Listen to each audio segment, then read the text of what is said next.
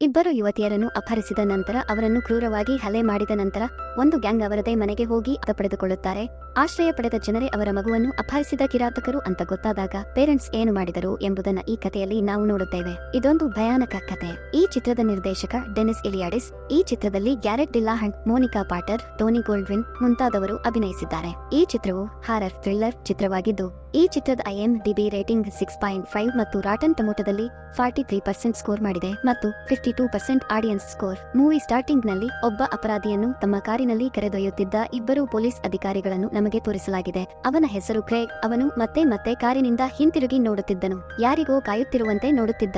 ನಂತರ railway crossing ದಾರಿಯಲ್ಲಿ ಬಂದಿತು, ಆದ್ದರಿಂದ ಈ ಜನರು ತಮ್ಮ ಕಾರನ್ನು ನಿಲ್ಲಿಸಿದರು. ಅಂದರೆ ಆ ಸಮಯದಲ್ಲಿ ರೈಲು ಹಾದು ಹೋಗುತ್ತಿತ್ತು. ಈ ಜನರು ರೈಲು ಹಾದು ಹೋಗಲು ಕಾಯುತ್ತಿದ್ದರು. ಆಗ ಒಂದು ಕಾರು ಬಂದು ಅವರ ಕಾರಿಗೆ ಬಲವಾಗಿ ಡಿಕ್ಕಿ ಹೊಡೆದಿದೆ. ಆ ಕಾರು ಅವರ ಕಾರನ್ನು ಎಳೆದು ತೆಗೆದುಕೊಂಡು ಹೋಯಿತು. ಇದರಿಂದ ಇಬ್ಬರು ಅಧಿಕಾರಿಗಳು ತೀವ್ರವಾಗಿ ಗಾಯಗೊಂಡಿದ್ದಾರೆ. ಈಗ ಎರಡನೇ ಕಾರಿನಿಂದ ಇಬ್ಬರು ಹೊರಬಂದರು. ಇದರಲ್ಲಿ ಒಬ್ಬ ಹುಡುಗ ಮತ್ತು ಹುಡುಗಿ ಇದ್ದರು. ಈ ಇಬ್ಬರು ನಿಜವಾಗಿ ಆ ಕ್ರಿಮಿನಲ್ ಕ್ರೇಗ್ ಜೊತೆಗಿದ್ದರು ಮತ್ತು ಅವನನ್ನು ಉಳಿಸಲು ಇಲ್ಲಿಗೆ ಬಂದಿದ್ದರು. ಹುಡುಗ ಕ್ರೇಗ್ನ ಸಹೋದರ ಮತ್ತು ಹುಡುಗಿ ಅವನ ಸ್ನೇಹಿತ.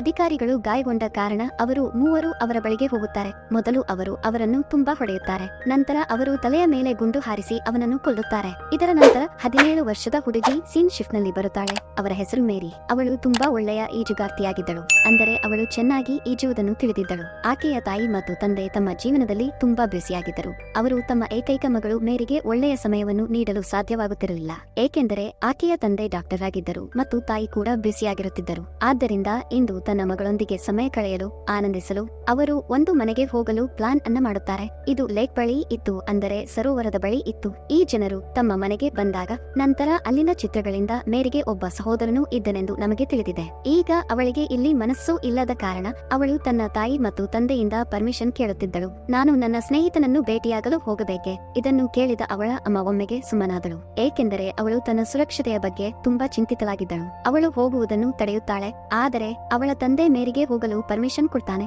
ಎಷ್ಟರ ಮಟ್ಟಿಗೆಂದರೆ ಅವನು ಅವಳಿಗೆ ಸಹಾಯ ಮಾಡಲು ಕಾರಿನ ಕೀಗಳ ಜೊತೆಗೆ ಸ್ವಲ್ಪ ಹಣವನ್ನು ಸಹ ನೀಡುತ್ತಾನೆ. ಆದರೆ ಅವಳ ಈ ನಿರ್ಧಾರದಿಂದ ಮೇರಿಯ ತಾಯಿಗೆ ಸಂತೋಷವಾಗಲಿಲ್ಲ. ಈಗ ಮೇರಿ ತನ್ನ ಸ್ನೇಹಿತನನ್ನು ಭೇಟಿಯಾಗಲು ಇಲ್ಲಿಂದ ಹೊರಬಂದಳು. ನಗರದ ಅಂಗಡಿಯೊಂದರಲ್ಲಿ ಕ್ಯಾಶಿಯರ್ ಆಗಿ ಕೆಲಸ ಮಾಡುತ್ತಿದ್ದಳು. ಮಾತನಾಡುವಾಗ ಇಬ್ಬರು ಒಬ್ಬ ಹುಡುಗನನ್ನು ಗಮನಿಸಿದರು. ಅವನು ಅಂಗಡಿಯಲ್ಲಿ ಬಹಳ ಹೊತ್ತಿನಿಂದ ಇದ್ದ. ವಸ್ತುಗಳನ್ನು ಖರೀದಿಸುವಾಗ ಅವನು ಅವರನ್ನು ಬಹಳ ಎಚ್ಚರಿಕೆಯಿಂದ ನೋಡುತ್ತಿದ್ದನು. ಹೇಗಾದರೂ ಈಗ ಅವನು ಕೌಂಟರ್ಗೆ ಬಂದು ಮೇರಿಯ ಸ್ನೇಹಿತೆಯಿಂದ ಸಿಗರೇಟ್ ಕೇಳುತ್ತಾನೆ. ಆದರೆ ಅವನ ವಯಸ್ಸು ಚಿಕ್ಕದು ಇರುವ ಕಾರಣ ಆದ್ದರಿಂದ ಅವಳು ಅವನಿಗೆ ಸಿಗರೇಟ್ ನೀಡುವುದನ್ನು ನಿರಾಕರಿಸುತ್ತಾಳೆ. ಅದರ ಮೇಲೆ ಹುಡುಗ ಹೇಳುತ್ತಾನೆ, ನೀನು ನನಗೆ ಸಿಗರೇಟು ಕೊಟ್ಟರೆ ನಂತರ ನಾನು ನಿಮಗೆ ಪ್ರತಿಯಾಗಿ ಪಾರ್ಟಿ ನೀಡುತ್ತೇನೆ, ಅಲ್ಲಿ ನಾವು ಬಹಳಷ್ಟು ಆನಂದಿಸಬಹುದು. ಆದ್ದರಿಂದ ಈಗ ಅವನ ಈ ವಿಷಯದಲ್ಲಿ ಮೇರಿಯ ಸ್ನೇಹಿತೆ ಒಪ್ಪಿಕೊಂಡಳು. ಸಿಗರೇಟಿಗೆ ಕೊಡಲು ತನ್ನ ಜೇಬಿನಿಂದ ಹಣವನ್ನು ತೆಗೆದಾಗ ಆಗ ಒಂದು ನೋಟಿನಲ್ಲಿ ರಕ್ತ ಇತ್ತು. ಅವನು ಬೇಗನೆ ತೆಗೆದು ತನ್ನ ಜೇಬಿನಲ್ಲಿ ಇಡುತ್ತಾನೆ ಮತ್ತು ಈ ವಿಷಯವನ್ನು ಮೇರಿ ಮತ್ತು ಅವಳ ಸ್ನೇಹಿತೆ ನೋಡಲಾಗಲಿಲ್ಲ. ನಂತರ ಮೂವರು ಹುಡುಗನ ಮನೆಗೆ ಬಂದರು. ಮೇರಿ ಕಾರಿನಲ್ಲಿ ನಿಲ್ಲುತ್ತಾಳೆ, ಅವಳು ಒಳಗೆ ಹೋಗಲಿಲ್ಲ. ಆಕೆಯ ಸ್ನೇಹಿತೆ ಮತ್ತು ಆ ಹುಡುಗ ಒಳಗೆ ಹೋದಾಗ ಮತ್ತು ಮೇರಿ ಕಾರಿನಲ್ಲಿ ನಿಲ್ಲಿಸಿ ಅವರಿಗಾಗಿ ಕಾಯುತ್ತಾಳೆ. ಈಗ ಬಹಳ ಸಮಯದ ನಂತರ ಅವಳ ಸ್ನೇಹಿತೆ ಹಿಂತಿರುಗದಿದ್ದಾಗ ನಂತರ ಮೇರಿ ಅವಳ ಬಗ್ಗೆ ಚಿಂತಿಸತೊಡಗಿದಳು. ಆದ್ದರಿಂದ ಈಗ ಅವಳು ಪರೀಕ್ಷಿಸಲು ಮನೆಯೊಳಗೆ ಬರುತ್ತಾಳೆ ಮತ್ತು ತನ್ನ ಸ್ನೇಹಿತೆ ಮತ್ತು ಆ ಹುಡುಗನನ್ನು ನೋಡುತ್ತಾಳೆ. ಒಟ್ಟಿಗೆ ಕುಳಿತು ಸಿಗರೇಟ್ ಸೇದುತ್ತಾ ತುಂಬಾ ಖುಷಿ ಪಡುತ್ತಿದ್ದಾರೆ. ಸ್ವಲ್ಪ ತಡವಾಗಿದೆ ಎಂದು ಮೇರಿ ತನ್ನ ಸ್ನೇಹಿತೆಗೆ ಹೇಳಿದಳು. ಈಗ ನಾವು ಹೋಗಬೇಕು. ಆದರೆ ಅವಳ ಸ್ನೇಹಿತೆ ಅವಳನ್ನು ಒತ್ತಾಯಿಸಲು ಪ್ರಾರಂಭಿಸಿದಾಗ ಮೇರಿ, ಬನ್ನಿ, ನೀವು ಸಹ ನಮ್ಮೊಂದಿಗೆ ಆನಂದಿಸಿ ಅಂತ ಅವಳು ಹೇಳುತ್ತಾಳೆ. ಆದ್ದರಿಂದ ಮೇರಿ ಅವಳ ಮಾತುಗಳನ್ನು ಕೇಳಬೇಕಾಗುತ್ತದೆ. ಅವಳು ಅವನೊಂದಿಗೆ ಸಿಗರೇಟ್ ಮತ್ತು ಮದ್ಯವನ್ನು ಸೇದುತ್ತಾ ಆನಂದಿಸಲು ಪ್ರಾರಂಭಿಸಿದಳು ಮತ್ತು ಈ ರೀತಿಯಾಗಿ ಅವರು ಮೂವರು ಸ್ನೇಹಿತರಾದರು. ಆಗ ಮೇರಿಗೆ ತನ್ನ ತಾಯಿಯಿಂದ ಕರೆ ಬಂತು. ಅವಳಿಗೆ ಹೇಳುತ್ತಾರೆ, ಮಗು, ನೀನು ಎಲ್ಲಿದ್ದೀಯಾ? ಮನೆಗೆ ಬರಲು ಎಷ್ಟು ಸಮಯ ಬರಬೇಕು? ನಾನು ಚಿಂತಿತಳಾಗಿದ್ದೇನೆ. ಅದಕ್ಕೆ ಅವಳು ಉತ್ತರಿಸುತ್ತಾಳೆ, ನಾನು ನನ್ನ ಸ್ನೇಹಿತರೊಂದಿಗೆ ಇದ್ದೇನೆ. ನೀವು ಅನುಮತಿಸಿದರೆ ಇಂದು ರಾತ್ರಿ ನಾನು ಅವರ ಮನೆಯಲ್ಲಿ ಉಳಿಯಬಹುದು. ಆದರೆ ಅವಳ ತಾಯಿ ಏನು ಹೇಳುವ ಮೊದಲು ಸಿಗ್ನಲ್ ಆಫ್ ಆಯಿತು. ಇದರಿಂದಾಗಿ ಫೋನ್ ಕಟ್ ಆಗಿದೆ. ಇದರ ನಂತರ ಈ ಜನರು ಪರಸ್ಪರ ಮಾತನಾಡುತ್ತಾರೆ ಮತ್ತು ಬಹಳಷ್ಟು ಆನಂದಿಸುತ್ತಾರೆ. ಸ್ವಲ್ಪ ಸಮಯದ ನಂತರ ಹುಡುಗನ ಮನೆಯವರು ಇಲ್ಲಿಗೆ ಬಂದರು. ಈ ಜನರು ಬೇರೆ ಯಾರೂ ಅಲ್ಲ, ನಾವು ಮೊದಲು ನೋಡಿದ್ದೇವಲ್ಲ ಆ ಅಧಿಕಾರಿಗಳನ್ನು ಕೊಂದವರು, ಅಂದರೆ ಕ್ರೇಗ್, ಅವನ ಸಹೋದರ ಮತ್ತು ಅವನ ಸ್ನೇಹಿತೆ. ವಾಸ್ತವವಾಗಿ ಕ್ರೇಗ್ ಆ ಹುಡುಗನ ತಂದೆಯಾಗಿದ್ದರು. ಪೊಲೀಸರು ನನ್ನನ್ನು ಹಿಂಬಾಲಿಸುತ್ತಿದ್ದಾರೆ ಎಂದು ಅವನು ತನ್ನ ಮಗನಿಗೆ, ಅಂದರೆ ಮೇರಿಯ ಸ್ನೇಹಿತನಿಗೆ ಹೇಳುತ್ತಾನೆ. ಮತ್ತು ನೀವು ಇಲ್ಲಿ ಇವಾಗ ಹುಡುಗಿಯರೊಂದಿಗೆ ಆನಂದಿಸುತ್ತಿದ್ದೀರಿ, ನಿನಗೆ ಏನಾದರೂ ಕಾಳಜಿ ಇದೆ? ಇದನ್ನು ಹೇಳಿದ ನಂತರ ಕ್ರೇಗ್ ತನ್ನ ಸಹೋದರ ಮತ್ತು ಅವನ ಸ್ನೇಹಿತೆಗೆ ಹೇಳುತ್ತಾನೆ, ಈ ಇಬ್ಬರು ಹುಡುಗಿಯರನ್ನು ಹಿಡಿದು ಅವರನ್ನು ಕೈದಿಗಳನ್ನಾಗಿ ಮಾಡಲು. ಆದ್ದರಿಂದ ಅವರಿಬ್ಬರು ಬಂದು ಮೇರಿ ಮತ್ತು ಅವಳ ಸ್ನೇಹಿತೆಯನ್ನು ಹಿಡಿಯುತ್ತಾರೆ. ಆಗ ಇಬ್ಬರು ತುಂಬಾ ಗಾಬರಿಯಾದರು. ಮೇರಿ ಅವರಿಗೆ ಹೇಳಲು ಪ್ರಾರಂಭಿಸಿದರು, ದಯವಿಟ್ಟು ನಮಗೆ ಹೋಗೋಕೆ ಬಿಡಿ, ನಿಮ್ಮ ಬಗ್ಗೆ ಯಾರಿಗೂ ಹೇಳುವುದಿಲ್ಲ ಎಂದು ನಾನು ಭರವಸೆ ನೀಡುತ್ತೇನೆ. ಆದರೆ ಇನ್ನೂ ಕ್ರೇಗ್ ಅವಳ ಮಾತನ್ನು ಕೇಳುವುದಿಲ್ಲ. ವಾಸ್ತವವಾಗಿ ಅವರ ಸಹೋದರ ಅವರಿಗೆ ಚಾಕುವಿನಿಂದ ಬೆದರಿಕೆ ಹಾಕಲು ಪ್ರಾರಂಭಿಸಿದರು. ಇದರಿಂದಾಗಿ ಮೇರಿ ತುಂಬಾ ಭಯಗೊಂಡಳು. ಅವಳು ಕ್ರೇಗ್ನ ಮಗನನ್ನು, ಅಂದರೆ ಅವಳ ಸ್ನೇಹಿತನನ್ನು ಸಹಾಯಕ್ಕಾಗಿ ಕೇಳುತ್ತಾಳೆ. ಈಗ ಅವರು ಅವರಿಗೆ ಸಹಾಯ ಮಾಡಲು ಬಯಸಿದ್ದರು, ಆದರೆ ಕ್ರೇಗ್ನಿಂದಾಗಿ ಅವರ ತಂದೆ ಸಹಾಯಕನಾಗಿದ್ದನು. ಆದ್ದರಿಂದ ಯಾರು ಅವರಿಗೆ ಸಹಾಯ ಮಾಡಲು ಸಾಧ್ಯವಾಗಲಿಲ್ಲ. ಮೇರಿಯ ಸ್ನೇಹಿತೆ ಜಾಣತನದಿಂದ ತನ್ನನ್ನು ಬಿಡಿಸಿಕೊಂಡು ಬಾತ್ರೂಮ್ಗೆ ಓಡಿ ಹೋದಳು. ಅವಳು ಬಾಗಿಲು ಮುಚ್ಚಿ ಪೊಲೀಸರಿಗೆ ಕರೆ ಮಾಡಲು ಪ್ರಾರಂಭಿಸಿದಳು. ಆದರೆ ಕ್ರೇಗ್ನ ಸಹೋದರ ಕಿಟಕಿಯ ಮೂಲಕ ಬಂದು ಅವಳನ್ನು ಹಿಡಿಯುತ್ತಾನೆ. ಅವಳಿಂದ ಫೋನ್ ಕಸಿದುಕೊಂಡ ತಕ್ಷಣ ಮುರಿದು ಹಾಕುತ್ತಾನೆ. ಅದರ ನಂತರ ಅವನು ಅವನನ್ನು ತುಂಬಾ ಹೊಡೆಯಲು ಪ್ರಾರಂಭಿಸಿದನು. ಅದರೊಂದಿಗೆ ಈ ಜನರು ಮೇರಿಯ ಫೋನ್ ಅನ್ನು ಸಹ ಮುರಿದು ಹಾಕುತ್ತಾರೆ. ಆದ್ದರಿಂದ ಅವಳು ಮತ್ತೆ ಯಾರಿಗೂ ಕರೆ ಮಾಡಲು ಪ್ರಯತ್ನ ಮಾಡಬಾರದು ಅಂತ ಬಳಿಕ ಆಕೆಯನ್ನು ಅಪಹರಿಸಿ ಇಲ್ಲಿಂದ ಹೊರ ಹೋಗಲಾರಂಭಿಸಿದ್ದಾರೆ. ಆದರೆ ದಾರಿಯಲ್ಲಿ ಮೇರಿ ಅದೇ ದಾರಿ ಎಂದು ನೋಡುತ್ತಾಳೆ. ಇದು ನಮ್ಮ ಲೇಕ್ ಹೌಸ್ ಕಡೆಗೆ ಹೋಗುತ್ತದೆ. ಅವಳು ಅದನ್ನು ನೋಡಿದಾಗ ಅವಳು ಒಂದು ಯೋಜನೆ ಮಾಡುತ್ತಾಳೆ. ಅವಳು ತುಂಬಾ ವೇಗವಾಗಿ ಚಲಿಸಲು ಪ್ರಾರಂಭಿಸಿದಳು. ಅವಳು ಜಾಣತನದಿಂದ ಬಾಗಿಲು ತೆರೆದು ಓಡಿ ಹೋಗಲು ಪ್ರಯತ್ನಿಸುತ್ತಾಳೆ. ಈ ರೀತಿ ಮಾಡಿದ್ದರಿಂದ ಕಾರಿನ ಬ್ಯಾಲೆನ್ಸ್ ತಪ್ಪುತ್ತದೆ ಮತ್ತು ಅವರ ಕಾರು ಮರವನ್ನು ಹೊಡೆಯುತ್ತದೆ ಮತ್ತು ಈ ರೀತಿಯಾಗಿ ಅವರ ಕಾರು ತುಂಬಾ ಕೆಟ್ಟ ಅಪಘಾತವಾಗಿತ್ತು. ಅಷ್ಟರಲ್ಲಿ ಮೇರಿಯ ಸ್ನೇಹಿತೆ ಓಡಿ ಹೋಗತೊಡಗಿದಳು. ಆದರೆ ಕ್ರೇಗ್ ಅವರ ಸಹೋದರ ಮತ್ತು ಸ್ನೇಹಿತ ಇಬ್ಬರು ಅವಳನ್ನು ಫಾಲೋ ಮಾಡಲು ಪ್ರಾರಂಭಿಸಿದಳು. ಓಡಿ ಹೋಗುವಾಗ ಅವನ ಸ್ನೇಹಿತೆ ಕಾರ್ಖಾನೆಯೊಂದಕ್ಕೆ ಬಂದು ಸಹಾಯಕ್ಕಾಗಿ ಕೂಗಲು ಪ್ರಾರಂಭಿಸಿದಳು. ಆದರೆ ನಂತರ ಇಬ್ಬರು ಅಲ್ಲಿಗೆ ಬಂದು ಅವಳನ್ನು ಹಿಡಿಯುತ್ತಾರೆ ಮತ್ತು ತಕ್ಷಣ ಅವಳನ್ನು ಹಿಂದೆ ಕರೆದುಕೊಂಡು ಬರ್ತಾರೆ. ಹುಡುಗಿಯರಿಬ್ಬರನ್ನು ಕಟ್ಟಿ ನೆಲದ ಮೇಲೆ ಮಲಗಿಸುತ್ತಾರೆ. ಕ್ರೇಗ್ ತನ್ನ ಮಗನಿಗೆ ಹೇಳುತ್ತಾನೆ, ಏಕೆಂದರೆ ನೀವು ಅವನ ಸ್ನೇಹಿತರು, ಬಂದು ಅವರಿಗೆ ಹಾನಿ ಮಾಡಿ ಮತ್ತು ನೀವು ಏನು ಬೇಕಾದರೂ ಮಾಡಿ. ಆದರೆ ಅವನು ಇದನ್ನು ಮಾಡಲು ಬಯಸದ ಕಾರಣ ಅವನು ಸ್ಪಷ್ಟವಾಗಿ ನಿರಾಕರಿಸಿದ. ಇದನ್ನು ನೋಡಿದ ಮೇರಿಯ ಸ್ನೇಹಿತೆ ಕೋಪಗೊಂಡಳು. ಆದ್ದರಿಂದ ಅವಳು ಅವರನ್ನು ನಿಂದಿಸುತ್ತಾಳೆ, ಬೈಯುತ್ತಾಳೆ. ಇದರಿಂದ ಕೋಪಗೊಂಡ ಕ್ರೇಗ್ ಚಾಕು ತೆಗೆದುಕೊಂಡು ಅವಳ ಹೊಟ್ಟೆಯನ್ನು ತುಂಬಾ ಆಳವಾಗಿ ಕತ್ತರಿಸುತ್ತಾನೆ ಮತ್ತು ಅವಳನ್ನು ಅಲ್ಲಿಯೇ ನೋವನ್ನು ಅನುಭವಿಸಲು ಬಿಟ್ಟು ಬಿಡುತ್ತಾರೆ. ಅದರ ನಂತರ ಅವರು ಮೇರಿಯ ಬಳಿಗೆ ಹೋದರು. ಅಲ್ಲಿ ಅವನು ಮೊದಲು ಮೇರಿಯನ್ನು ತುಂಬಾ ಹೊಡೆದನು ಮತ್ತು ನಂತರ ಅವನು ಅವಳಿಗೆ ತುಂಬಾ ಕೆಟ್ಟದ್ದನ್ನು ಮಾಡಿದರು ಮತ್ತು ಈ ಎಲ್ಲದರಲ್ಲೂ ಕ್ರೇಗ್ನ ಸ್ನೇಹಿತೆ ಅವನಿಗೆ ಸಹಾಯ ಮಾಡುತ್ತಿದ್ದಳು. ಈ ಮಧ್ಯೆ ಮೇರಿ ಕಲ್ಲನ್ನು ಎತ್ತಿಕೊಂಡು ಕ್ರೇಗ್ನ ತಲೆಗೆ ಹೊಡೆಯುತ್ತಾಳೆ. ಆಗ ತಕ್ಷಣ ಇಲ್ಲಿಂದ ಓಡಿ ಹೋದಳು. ಅವಳು ಸರೋವರದ ದಡಕ್ಕೆ ಬರುತ್ತಾಳೆ. ಆಗ ಕ್ರೇಗ್ ಮತ್ತು ಅವನ ಸಹಚರರು ಅಲ್ಲಿಗೆ ಬಂದರು. ಮೇರಿಯನ್ನು ನೋಡಿದ ಅವನು ಅವಳ ಮೇಲೆ ಗುಂಡು ಹಾರಿಸಲು ಪ್ರಾರಂಭಿಸಿದನು. ಆದರೆ ಆಕೆಗೆ ಒಂದೇ ಒಂದು ಗುಂಡು ಬೀಳಲಿಲ್ಲ. ಅವಳು ಬೇಗನೆ ಸರೋವರಕ್ಕೆ ಹಾರಿದಳು ಮತ್ತು ಕಂಟಿನ್ಯೂಸ್ ಆಗಿ ಈಜುತ್ತಾ ಮುಂದೆ ಹೋಗುತ್ತಾಳೆ, ಏಕೆಂದರೆ ಅವಳು ತುಂಬಾ ಒಳ್ಳೆಯ ಈಜುಗಾರ್ತಿಯಾಗಿದ್ದಳು. ಕ್ರೇಗ್ ಇನ್ನು ನಿರಂತರವಾಗಿ ಅವಳ ಮೇಲೆ ಗುಂಡು ಹಾರಿಸುತ್ತಿದ್ದ. ಅವಳು ದಡವನ್ನು ತಲುಪುವ ಮೊದಲು ಅವಳಿಗೆ ಒಂದು ಗುಂಡು ಬೀಳುತ್ತೆ. ಇದರಿಂದ ಅವಳು ಸಾಯಲಿಲ್ಲ, ಆದರೆ ಸಾಕಷ್ಟು ಗಾಯಗೊಂಡು ಅದೇ ನೀರಿನಲ್ಲಿ ಮೂರ್ಛೆ ಹೋದಳು. ಹೀಗಾಗಿ ಈಗ ಆಕೆ ಸತ್ತಿದ್ದಾಳೆ ಎಂದು ಭಾವಿಸಿ ಅಲ್ಲಿಂದ ತೆರಳಿದ್ದಾರೆ ಮತ್ತು ಸಹಾಯಕ್ಕಾಗಿ ಕೇಳಲು ಲೇಕ್ ಹೌಸ್ ಮನೆಗೆ ಹೋಗುವುದನ್ನು ನಾವು ನೋಡುತ್ತೇವೆ, ಏಕೆಂದರೆ ಕ್ರೇಗ್ನ ಸಹೋದರ ಮತ್ತು ಅವನ ಮಗ ಗಾಯಗೊಂಡಿದ್ದಾರೆ. ಅವರು ಲೇಕ್ ಹೌಸ್ಗೆ ಹೋದರು. ಅದು ಬೇರೆ ಯಾರದ್ದೂ ಅಲ್ಲ, ಆದರೆ ಮೇರಿಯ ಪೋಷಕರದು ಮನೆ ಮತ್ತು ಇದು ಅವರಿಗೆ ತಿಳಿದಿಲ್ಲದ ಕಾರಣ ಅವರು ಸಹಾಯಕ್ಕಾಗಿ ಕೇಳುತ್ತಿದ್ದರು. ಅದಕ್ಕೆ ಅವರಿಬ್ಬರು ಒಪ್ಪಿಕೊಂಡರು ಮತ್ತು ಅವರನ್ನು ಒಳಗೆ ಕರೆದು ಮೇರಿಯ ತಂದೆ ಅವರ ಗಾಯಗಳಿಗೆ ಚಿಕಿತ್ಸೆ ನೀಡಲು ಪ್ರಾರಂಭಿಸುತ್ತಾರೆ, ಏಕೆಂದರೆ ಅವರು ಡಾಕ್ಟರ್ ಆಗಿದ್ದರು. ನೀವು ನಮ್ಮ ಗೆಸ್ಟ್ ಆಗಿರುವುದರಿಂದ ನೀವು ಬೇಕಾದರೆ ಇಂದು ರಾತ್ರಿ ನಮ್ಮ ಗೆಸ್ಟ್ ಹೌಸ್ ನಲ್ಲಿ ಉಳಿಯಬಹುದು ಎಂದು ಮೇರಿಯ ತಾಯಿ ಹೇಳುತ್ತಾರೆ, ಏಕೆಂದರೆ ಹೊರಗೆ ಜೋರಾಗಿ ಮಳೆ ಬೀಳುತ್ತಿದೆ ಮತ್ತು ನಿಮ್ಮ ಬಳಿ ಕಾರು ಇಲ್ಲ.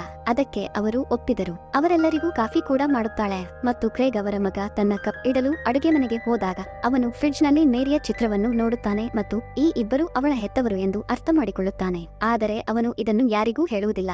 ಅವನು ಅದನ್ನು ಮರೆಮಾಡುತ್ತಾನೆ, ಏಕೆಂದರೆ ಅವನು ಹೆದರುತ್ತಿದ್ದನು, ಏಕೆಂದರೆ ತನ್ನ ತಂದೆ ಕ್ರೇಗ್ ಈ ಇಬ್ಬರನ್ನು ಕೊಂದು ಬಿಡಬಹುದು ಅಂತ. ನಂತರ ಅವನು ಅಲ್ಲೇ ಕುಳಿತು ಅಳಲು ಪ್ರಾರಂಭಿಸುತ್ತಾನೆ, ಏಕೆಂದರೆ ನಾನು ಅವರನ್ನು ಮನೆಗೆ ಕರೆತರದಿದ್ದರೆ ಅಂತ ಅವನು ಯೋಚನೆ ಮಾಡುತ್ತಿದ್ದ. ಆಗ ಇದೆಲ್ಲ ಅವರಿಗೆ ಆಗುತ್ತಿರಲಿಲ್ಲ ಮತ್ತು ಇಂದು ಅವಳು ಜೀವಂತವಾಗಿರುತ್ತಿದ್ದಳು. ನಂತರ ಅವರು ಮೇರಿಯ ಲಾಕೆಟ್ ಅನ್ನು ಅಲ್ಲಿಯೇ ಬಿಟ್ಟು ಎಲ್ಲರ ಬಳಿಗೆ ಬರ್ತಾನೆ ಮತ್ತು ಈಗ ಈ ನಾಲ್ವರು ಮಲಗಿಕೊಳ್ಳಲು ಹೋಗುತ್ತಾರೆ. ಮೇರಿಯ ತಾಯಿ ಮತ್ತು ತಂದೆ ತಮ್ಮ ಕೋಣೆಗೆ ಹೋಗಲು ಪ್ರಾರಂಭಿಸಿದಾಗ ಅವರ ಮನೆಯ ಹೊರಗಿನಿಂದ ವಿಚಿತ್ರವಾದ ಶಬ್ದವನ್ನು ಕೇಳಲು ಪ್ರಾರಂಭಿಸಿದರು. ಅವರು ಪರೀಕ್ಷಿಸಲು ಹೊರಗೆ ಹೋದಾಗ ಮೇರಿ ಅಲ್ಲಿ ಸಾಕಷ್ಟು ಗಾಯಗೊಂಡ ಸ್ಥಿತಿಯಲ್ಲಿ ಮಲಗಿರುವುದನ್ನು ನೋಡಿ ಅವಳು ತುಂಬಾ ಆಶ್ಚರ್ಯಪಟ್ಟರು. ಅವರು ಗಾಬರಿಯಾದಳು. ಅವರು ಓಡಿ ತಕ್ಷಣ ಅವಳ ಬಳಿಗೆ ಬರುತ್ತಾರೆ. ಮಗಳ ಸ್ಥಿತಿ ನೋಡಿ ಅವರ ಸ್ಥಿತಿಯು ಹದಗೆಟ್ಟಿತು. ಅವರು ಬೇಗನೆ ಅವಳನ್ನು ಒಳಗೆ ಕರೆತಂದಳು. ಗುಂಡು ಅವಳ ಬೆನ್ನಿಗೆ ತಗುಲಿತ್ತು. ಅದನ್ನು ತೆಗೆದುಹಾಕಲು ಅವಳ ತಾಯಿ ಎಲ್ಲಾ ಅಗತ್ಯ ವಸ್ತುಗಳನ್ನು ತೆಗೆದುಕೊಳ್ಳಲು ಅಡಿಗೆ ಬರ್ತಾಳೆ. ಮೇರಿಯ ಲಾಕೆಟ್ ಕೂಡ ಅಲ್ಲಿ ಬಿದ್ದಿರುವುದನ್ನು ನಾವು ನೋಡುತ್ತೇವೆ. ಅವಳು ಅದನ್ನು ಎತ್ತಿಕೊಂಡು ತನ್ನ ಗಂಡನ ಬಳಿಗೆ ಬರುತ್ತಾಳೆ. ಅವಳು ಹೊರಗೆ ಹೋದಾಗ ಅವಳು ಈ ಲಾಕೆಟ್ ಅನ್ನು ಧರಿಸಿದ್ದಳು ಎಂದು ಅವಳು ಅವನಿಗೆ ಹೇಳುತ್ತಾಳೆ ಮತ್ತು ಈಗ ನೋಡಿ, ನಾನು ಇದನ್ನು ಅಡುಗೆ ಮನೆಯಿಂದ ಪಡೆದುಕೊಂಡೆ. ಅಡುಗೆ ಮನೆಯಲ್ಲಿ ಕ್ರೇಗ್ ಮಗ ಹೋಗಿದ್ದ, ಆದ್ದರಿಂದ ಆದ್ದರಿಂದ ಖಂಡಿತವಾಗಿಯೂ ಅವನು ಅದನ್ನು ಅಲ್ಲಿಯೇ ಇಟ್ಟಿರಬೇಕು. ಅಂದರೆ ನಮ್ಮ ಮಗಳಿಗೆ ಈ ಜನ ಇಂಥ ಸ್ಥಿತಿ ಮಾಡಿದ್ದಾರೆ. ಇದನ್ನು ಹೇಳುವಾಗ ಅವಳು ತುಂಬಾ ದುಃಖದಿಂದ ಅಳಲು ಪ್ರಾರಂಭಿಸಿದಳು. ಅವರ ಜೊತೆ ಮೇರಿಯ ಅಪ್ಪ ಕೂಡ ಅಳಲು ಶುರು ಮಾಡಿದರು. ನಂತರ ಅವಳು ತನ್ನ ಮಗಳಿಗೆ ಚಿಕಿತ್ಸೆ ನೀಡಲು ಪ್ರಾರಂಭಿಸಿದಾಗ ಅವರು ಮೇರಿಯೊಂದಿಗೆ ಬಹಳಷ್ಟು ತಪ್ಪು ಮಾಡಿದ್ದಾರೆ ಎಂದು ಅವರು ಅರ್ಥ ಮಾಡಿಕೊಂಡಳು. ಅದರಿಂದಾಗಿ ಅವರಿಗೆ ತುಂಬಾ ಕೋಪ ಬಂತು ಮತ್ತು ಅವರು ಈ ಎಲ್ಲದರಿಂದ ಸೇಡು ತೀರಿಸಿಕೊಳ್ಳಲು ನಿರ್ಧರಿಸುತ್ತಾರೆ. ಅವನು ದೋಣಿಯ ಕೀಲಿಗಾಗಿ ತನ್ನ ಹೆಂಡತಿಯನ್ನು ಕೇಳುತ್ತಾನೆ. ಇದರಿಂದ ಅವರು ಮೊದಲು ಇಲ್ಲಿಂದ ಹೋಗಬಹುದು, ಏಕೆಂದರೆ ಅವರಿಗೆ ಮೇರಿಯ ಜೀವವನ್ನು ಉಳಿಸಬೇಕಾಗಿದೆ. ಮೇರಿಯ ತಾಯಿ ಅವನಿಗೆ ಕೀಲಿಗಳನ್ನು ತಂದು ಕೊಡುತ್ತಾಳೆ. ಅದರ ನಂತರ ಅವನು ಹೋಗಿ ದೋಣಿಯನ್ನು ನೀರಿನಲ್ಲಿ ಹಾಕುತ್ತಾನೆ. ಅಲ್ಲಿ ಎಲ್ಲರೂ ಅತಿಥಿ ಗೃಹದಲ್ಲಿ ಮಲಗಿದ್ದರು. ಆದರೆ ಕ್ರೇಗ್ ಮಗನಿಗೆ ನಿದ್ರೆ ಬರಲಿಲ್ಲ ಮತ್ತು ಅವನು ಸದ್ದಿಲ್ಲದೆ ಹೋಗಿ ತನ್ನ ತಂದೆಯಿಂದ ದೊಡ್ಡ ಬಂದೂಕನ್ನು ತೆಗೆದುಕೊಳ್ಳುತ್ತಾನೆ. ಮೇರಿಯ ತಾಯಿ ಅಡುಗೆ ಮನೆಯಲ್ಲಿದ್ದಾಗ ಈ ಜನರನ್ನು ಕೊಲ್ಲಲು ಅವಳು ಚಾಕು ತೆಗೆದುಕೊಳ್ಳುತ್ತಿದ್ದಳು. ಆಗ ಕ್ರೇಗ್ನ ಸಹೋದರ ಇಲ್ಲಿಗೆ ಬಂದಿದ್ದ.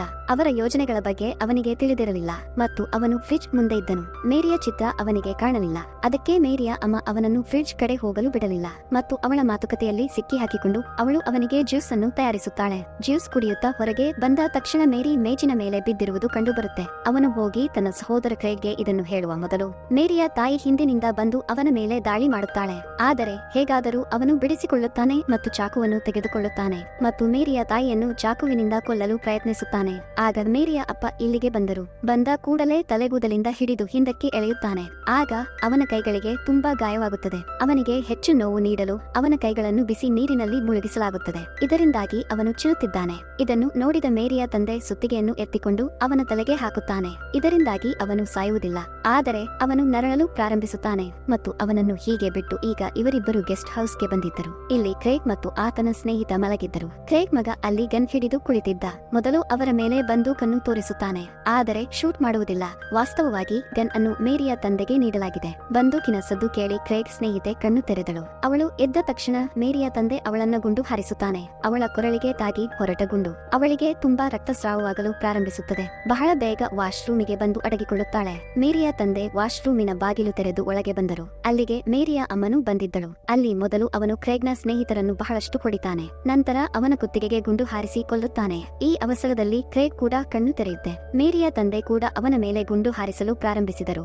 ಆದರೆ ಅವನು ಬೇಗನೆ ಕಿಟಕಿಯಿಂದ ಹಾರಿ ಓಡಿ ಹೋದನು. ಮತ್ತೆ ಅವರ ಮನೆಯೊಳಗೆ ಬರುತ್ತಾನೆ. ಒಳಗೆ ಬಂದು ನೋಡಿದಾಗ ಅಣ್ಣನ ಶವ ಸಿಕ್ಕಿತು. ಮೇಜಿನ ಮೇಲೆ ರಕ್ತ ಮತ್ತು ರಕ್ತದ ಬಟ್ಟೆಗಳನ್ನು ಬರೆಯಲಾಗಿದೆ. ಇದನ್ನು ನೋಡಿದರೆ ಇವರೇಕೆ ನನ್ನ ಅಣ್ಣನನ್ನು ಕೊಂದಿದ್ದಾರೆಂದು ಅರ್ಥವಾಗುತ್ತಿಲ್ಲ ಮತ್ತು ಈ ಜನರು ಈಗ ನನ್ನನ್ನು ಏಕೆ ಕೊಲ್ಲಲು ಬಯಸುತ್ತಾರೆ. ನಂತರ ಕ್ರೇಗ್ ಮೇರಿ ಮತ್ತು ಅವಳ ತಾಯಿಯನ್ನು ಕಿಟಕಿಯಿಂದ ನೋಡುತ್ತಾನೆ. ದೋಣಿಯಲ್ಲಿದ್ದವರು ಇಲ್ಲಿಂದ ಹೊರಡಲು ಹೊರಟಿದ್ದರು. ಮೇರಿ ತನ್ನ ಮಗಳು ಎಂದು ಅವನು ಎಲ್ಲವನ್ನೂ ಅರ್ಥ ಮಾಡಿಕೊಂಡನು ಮತ್ತು ಈ ಜನರು ಸೇಡು ತೀರಿಸಿಕೊಳ್ಳಲು ನಮ್ಮೊಂದಿಗೆ ಹೋರಾಡುತ್ತಿದ್ದಾರೆ. ಅಷ್ಟರಲ್ಲಿ ಮೇರಿಯ ಅಪ್ಪ ಕೂಡ ಅವಳನ್ನು ಹುಡುಕಿಕೊಂಡು ಮನೆಯೊಳಗೆ ಬಂದರು. ಕ್ರೇಗ್ ಕೂಡ ಅವರನ್ನು ನೋಡಿದ್ದರು. ಅಲ್ಲಿ ಅವರಿಬ್ಬರ ನಡುವೆ ತುಂಬಾ ಅಪಾಯಕಾರಿ ಹೊಡೆದಾಟ. ಒಬ್ಬರನ್ನೊಬ್ಬರು ಎತ್ತಿಕೊಂಡು ತುಂಬಾ ಹೊಡೆಯುತ್ತಿದ್ದರು. ಅವರು ಕೈಯಿಂದ ತುಂಬಾ ಹೊಡೆಯುತ್ತಿದ್ದರು. ಆದರೆ ಸ್ವಲ್ಪ ಸಮಯದ ನಂತರ ಕ್ರೇಗ್ ಅವರನ್ನು ಹೊಡೆಯಲು ಪ್ರಾರಂಭಿಸಿದರು. ಅವನು ಅವರನ್ನು ಹೊಡೆದು ತುಂಬಾ ಗಾಯಗೊಳಿಸುತ್ತಾನೆ. ಅವನು ಗಾಯಗೊಂಡ ಸ್ಥಿತಿಯಲ್ಲಿ ನೆಲದ ಮೇಲೆ ಮಲಗಿದ್ದಾಗ ಅವನನ್ನು ಉಳಿಸಲು ಕ್ರೇಗ್ ಅವನಿಗೆ ಹೇಳುತ್ತಾನೆ, ನಿಮ್ಮ ಮಗಳು ಮತ್ತು ಅವಳ ಸ್ನೇಹಿತನೊಂದಿಗೆ ನಾವು ಏನು ಮಾಡಲಿಲ್ಲ. ಇದನ್ನು ಕೇಳಿ ಅವನಿಗೆ ಕೋಪ ಹೆಚ್ಚತೊಡಗಿತು. ಅದಕ್ಕೆ ಧೈರ್ಯವಾಗಿ ಮತ್ತೆ ಎದ್ದ. ಅವನು ಕ್ರೇಗ್ ಜೊತೆ ಹೋರಾಡಲು ಪ್ರಾರಂಭಿಸುತ್ತಾನೆ. ಆದರೆ ಕ್ರೇಗ್ ಕೈಯಲ್ಲಿ ಕಬ್ಬಿಣದ ಕೋಲು ಇತ್ತು. ಅದರ ಸಹಾಯದಿಂದ ಅವನು ಅವನನ್ನು ಹೆಚ್ಚು ಹೊಡೆಯಲು ಪ್ರಾರಂಭಿಸಿದನು ಮತ್ತು ಅವನು ಅವನನ್ನ ಕೊಂದೇ ಬಿಡುತ್ತಿದ್ದ. ಆಗ ಮೇರಿಯ ಸ್ನೇಹಿತ ಅಂದರೆ ಕ್ರೇಗ್ನ ಸ್ವಂತ ಮಗ ಬಂದೂಕಿನಿಂದ ಬರುತ್ತಾನೆ ಮತ್ತು ಅವನ ಸ್ವಂತ ತಂದೆ ಕ್ರೇಗ್ ಮೇಲೆ ಬಂದೂಕಿನಿಂದ ನಿಂತಿದ್ದಾನೆ. ಆದರೆ ಕ್ರೇಗ್ ಅವನಿಂದ ಬಂದೂಕನ್ನು ಕಸಿದುಕೊಂಡು ಅವನ ಕೂದಲನ್ನು ಹಿಡಿದುಕೊಂಡು ಹೊಡೆಯಲು ಪ್ರಾರಂಭಿಸಿದನು. ನಂತರ ಅವನ ಮುಖವನ್ನು ಹಿಡಿದು ಹೆಚ್ಚು ಹೊಡೆಯಲು ಪ್ರಾರಂಭಿಸಿದನು. ಆದರೆ ಮೇರಿಯ ತಾಯಿ ಹಿಂದಿನಿಂದ ಬಂದು ಅವನ ಮೇಲೆ ದಾಳಿ ಮಾಡುತ್ತಾನೆ. ಅದರೊಂದಿಗೆ ಅವನು ತನ್ನ ಮಗನನ್ನು ಬಿಟ್ಟು ಹೋಗುತ್ತಾನೆ. ಇಲ್ಲಿ ಮೇರಿಯ ತಂದೆ ಕೂಡ ಬಂದರು ಮತ್ತು ಈಗ ಇಬ್ಬರು ಕ್ರೇಗ್ ಅನ್ನು ಸೋಲಿಸಲು ಪ್ರಾರಂಭಿಸಿದರು. ಅವರು ಅವನನ್ನು ತುಂಬಾ ಹೊಡೆದರು. ಇದರಿಂದ ಅವನು ತುಂಬಾ ಗಾಯಗೊಂಡರು. ಅವನು ತಕ್ಷಣವೇ ಪ್ರಜ್ಞಾಹೀನರಾದರು ಮತ್ತು ಅಲ್ಲಿಯೇ ಸಾಯುತ್ತಾನೆ. ಇದರ ನಂತರ ಅವರು ತಮ್ಮ ಮಗಳು ಮೇರಿ ಮತ್ತು ಕ್ರೇಗ್ ಅವರ ಮಗನೊಂದಿಗೆ ಹೊರಟರು. ಅವರ ದೋಣಿಯ ಮೂಲಕ ಈಗ ಕ್ರೇಗ್ ಇನ್ನೂ ಜೀವಂತವಾಗಿರುವುದರಿಂದ ಮೇರಿಯ ತಂದೆಗೆ ಶಾಂತಿ ಇರಲಿಲ್ಲ, ಏಕೆಂದರೆ ತನ್ನ ಮಗಳ ಅಪರಾಧಿಯನ್ನು ಹೀಗೆ ಜೀವಂತವಾಗಿ ಬಿಡಲಾಗಲಿಲ್ಲ. ಅದಕ್ಕೆ ಮತ್ತೆ ಬಂದು ತೀಕ್ಷ್ಣವಾದ ಬ್ಲೇಡ್ ನಿಂದ ಅವನು ಕ್ರೇಗ್ನ ದೇಹವನ್ನು ಕತ್ತರಿಸಿ ಅವನನ್ನು ಪ್ಯಾರಲೈಸ್ ಮಾಡ್ತಾನೆ. ಅವನು ಪ್ರಜ್ಞಾಹೀನನಾಗಿದ್ದಾಗ, ಅಂದರೆ ಅವನ ಇಡೀ ದೇಹವು ನಿರುಪಯುಕ್ತವಾಯಿತು. ಅವನು ಜೀವಂತ ಶವವಾಗಿ ಮಾರ್ಪಟ್ಟನು. ದೇಹವು ಚಲಿಸಲು ಸಾಧ್ಯವಾಗಲಿಲ್ಲ. ಕ್ರೇಗ್ ತನ್ನ ಪ್ರಜ್ಞೆಗೆ ಬಂದಾಗ ಅವನು ಮೇರಿಯ ತಂದೆಯನ್ನು ಕೇಳಲು ಪ್ರಾರಂಭಿಸಿದನು. ನೀವು ವೈದ್ಯರು ಎಂದು, ನೀವು ಶಸ್ತ್ರಚಿಕಿತ್ಸಕ ಅಂದ್ರೆ ಸರ್ಜನ್, ಹೇಳಿ ನೀವು ನನಗೆ ಏನು ಮಾಡಿದ್ದೀರಿ? ನನಗೆ ಯಾವುದಾದರೂ ಶಸ್ತ್ರಚಿಕಿತ್ಸೆ ಚಿಕಿತ್ಸೆ ಮಾಡಿದ್ದೀಯಾ? ಇದಕ್ಕೆ ಅವರ ತಂದೆ ಉತ್ತರಿಸುತ್ತಾರೆ, ನಾನು ಏನೇ ಮಾಡಿದ್ದರೂ ಈಗ ನೀವು ಅದನ್ನು ತುಂಬಾ ಆನಂದಿಸುತ್ತೀರಿ. ಆದರೆ ಹೌದು, ನೀವು ಉಳಿದುಕೊಂಡಾಗ ಮೋಜು ಮಾಡುತ್ತೀರಿ. ಅದರ ನಂತರ ಅವರು ಕ್ರೇಗ್ನ ತಲೆಯನ್ನು ಓವನ್ನಲ್ಲಿ ಇರಿಸಿ ಮತ್ತು ಪೂರ್ಣ ವೇಗದಲ್ಲಿ ಓವನ್ ಅನ್ನು ಆನ್ ಮಾಡಿ ಅಲ್ಲಿಂದ ಹೊರಡುತ್ತಾನೆ. ಇದರಿಂದ ಅವನಿಗೆ ತುಂಬಾ ತೊಂದರೆ ಆಯಿತು. ಅವನ ತಲೆ ಕರಗಿ ಓವನ್ ನಿಂದ ಹೊಗೆ ಬರತೊಡಗಿತು ಮತ್ತು ಇದ್ದಕ್ಕಿದ್ದಂತೆ ತಲೆ ಸಿಡಿಯುತ್ತದೆ. ಅದರೊಂದಿಗೆ ಅವನ ತಲೆಯ ಅನೇಕ ತುಂಡುಗಳು ಆಗುತ್ತವೆ ಮತ್ತು ಈ ರೀತಿಯಾಗಿ ಅವರ ಸಾವು ಸಂಭವಿಸಿದೆ. ಈಗ ಈ ಕತೆ ನಮಗೆ ಬಹಳಷ್ಟು ಪಾಠಗಳನ್ನು ನೀಡುತ್ತದೆ. ನಿಮ್ಮ ಮಕ್ಕಳಿಗೆ ಯಾವಾಗಲೂ ಸಮಯ ನೀಡಿ, ಅವರೊಂದಿಗೆ ಹೊರಗೆ ಹೋಗುವುದು ಇತ್ಯಾದಿ. ಇದರಿಂದ ಮಕ್ಕಳಿಗೆ ಹೊರಗೆ ಹೋಗುವ ಹವ್ಯಾಸ ಇರುವುದಿಲ್ಲ. ಅದರೊಂದಿಗೆ ಅವರು ತಪ್ಪು ವಿಷಯಗಳಲ್ಲಿ ತೊಡಗುತ್ತಾರೆ ಮತ್ತು ಯಾವುದೇ ಕಾರಣಕ್ಕೂ ನಿಮ್ಮ ಮಕ್ಕಳಿಗೆ ಸಮಯವನ್ನು ನೀಡಲು ನಿಮಗೆ ಸಾಧ್ಯವಾಗದಿದ್ದರೆ ನಂತರ ಯಾವಾಗಲೂ ಅವರ ಮೇಲೆ ನಿಗಾ ಇರಿಸಿ. ಅವರ ಸುರಕ್ಷತೆಯನ್ನು ಯಾವಾಗಲೂ ನೋಡಿಕೊಳ್ಳಿ. ಈ ಸಂದೇಶದೊಂದಿಗೆ ಈ ಚಲನಚಿತ್ರವು ಇಲ್ಲಿಗೆ ಕೊನೆಗೊಳ್ಳುತ್ತದೆ. ಫ್ರೆಂಡ್ಸ್, ಈ ವಿಡಿಯೋ ನಿಮಗೆ ಇಷ್ಟ ಆಗಿರಬಹುದು ಅಂತ ಅಂದುಕೊಳ್ಳುತ್ತೇನೆ.